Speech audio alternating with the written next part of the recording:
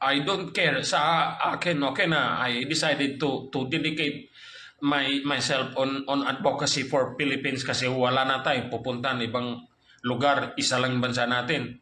Pero sa mga pulis naman natin, grabe. Ang mga pulis, hinaharas yung matitinong tao. Pero yung mga adik, naglipa na sa lansangan.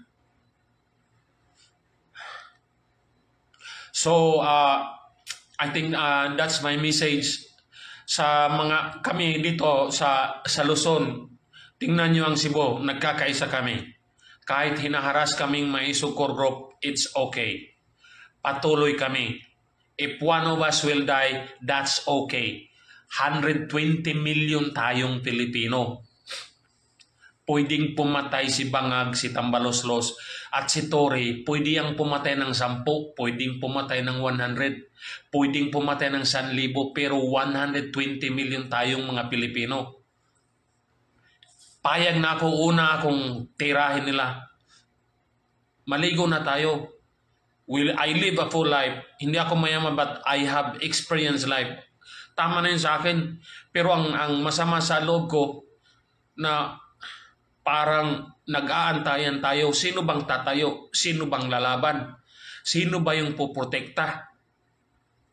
Puro na lang tayo Duterte. Puro na lang tayo Duterte. Kaya nga dito sa Cebu, nag-usap kami ng Maisugkor Group. Sabi ko, okay, let's elevate this movement. Kasi panalo tayo sa social media. Kaya nga tayo sinasilent eh. Hinaharas tayo. Last Sunday, nagkaraban tayo dito sa Cebu. At ngayon dito at ngayon mismo, I check parang umuulan. But I think Cebuano will still come. Pumunta nga si Tatay Digong kahit hindi na halos makalakad dito sa Cebu, pupunta pa rin yung matanda just to inspire us. From Mindanao to the airport, to the rally, kita mga Cebuano, dili ta makabaktas kutob Mandawi to prove ourselves nga nagkahiusa ta.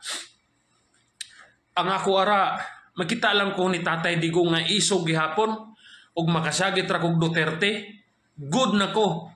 Makita lang kog mga Cebuano bisag 10,000, 20,000, happy na ko. Kay ngano, bahalag gamay ra basta puro isog. Unsao man ang daghan pero walay klaro.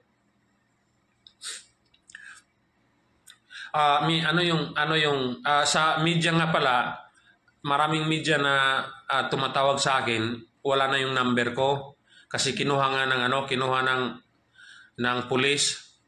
Sila nang access sa inyo. Oh, so wala na akong so I have to use yung ng itong account na to. May mga comment, I'll read some comment, bring them on camera. Braille, lahos tamandawin ninyo. Yo, Braille, kita tayo.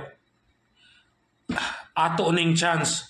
Pag wala na'y mga tao nga, kung wala na'y kusog si Tatay Digong mo inspire nato, kung wala nang volunteer, kung wala nang volunteer na mag-organize ng rally, baka ito na yung last chance natin na magpakita na we are against this Bangag administration. So, sulitin natin. At sana buong Pilipinas susunod. Kasi pag marami tayong nag-iingay, marami ang ma-feel ni Bangag, ma-feel ni Tory na pwede nilang patayin ang mga maingay tulad ko, tulad ng mga maingay na 37 vloggers. Pero hindi nila mapapatahimik ang mga Pilipino. Yun lang naman yun lang naman ang advocacy ko. I do not intend to be someone big, someone even yung vlogging ko, I do not do live. I just write almost every week lang. Once a week lang ako nag-write. It just happened na yung mga sulat ko nagba-viral. But by profession, I am not a blogger. I am an accountant. I am a real estate developing consultant. But I give my time. I write bahala magalit yung mga demonyo dyan sa gobyerno. Basta, I want to express myself honestly. Yun lang naman kasalanan ko eh. To tell the truth. Magsalita ng walang takot. Kaya habang buhay pa ako, magsasalita ako na hindi natatakot. Payag na akong maunang barilin ni Tory. Pero one day, Tory, pagbabayaran mo lahat ng ginawa mo. Marami sa PNP ang galit sa'yo. Marami lang din takot sa'yo. Kasi demonyo ka. Pero never mind, you can kill me, you can harass me, you can arrest me, you can imprison me, but you cannot silence the whole Filipino nation. You cannot silence Cebuano nation, Cebuano people. Sana pumunta ka rito sa sa Cebu. Matapang ka lang eh kasi cheap ka eh. Pumunta ka ng Davao, hinaras mo religious group, nagdala ka ng battalion of people. Habang yung mga kinikidnap, yung mga batang pinutulan ng ulo, wala kang ginawa. Tory, mukha kang pera, demonyo ka, criminal ka. Utang ina mo, Tory. You can file all the case against me. You can send your assassin. Go ahead. Alam niyo na yung bahay ko eh. Pag ako namatay, number 1 suspect si Tory. Kasi si Tory Berdogo.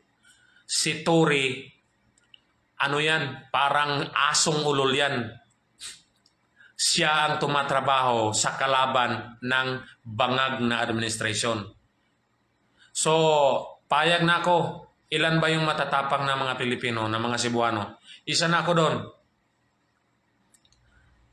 Pero isa lang. I-save mo to, i-save nyo, or pag ako namatay, pag ako naging missing, si Tory ang primary suspect. He is using the whole PNP organization to protect bangag administration and to protect his own interest. Mayaman na yan si Tory. Super yaman na yan.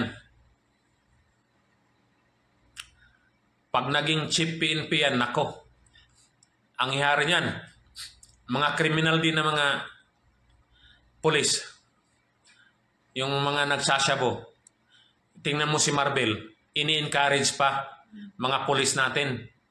Hindi raw adik hindi raw lahat ng nagsasabo adik. Gago pa naman.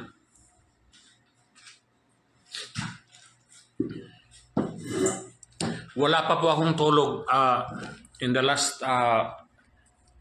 magpo 48 hours na kasi kahapon the core group was very busy setting up sa lahat ng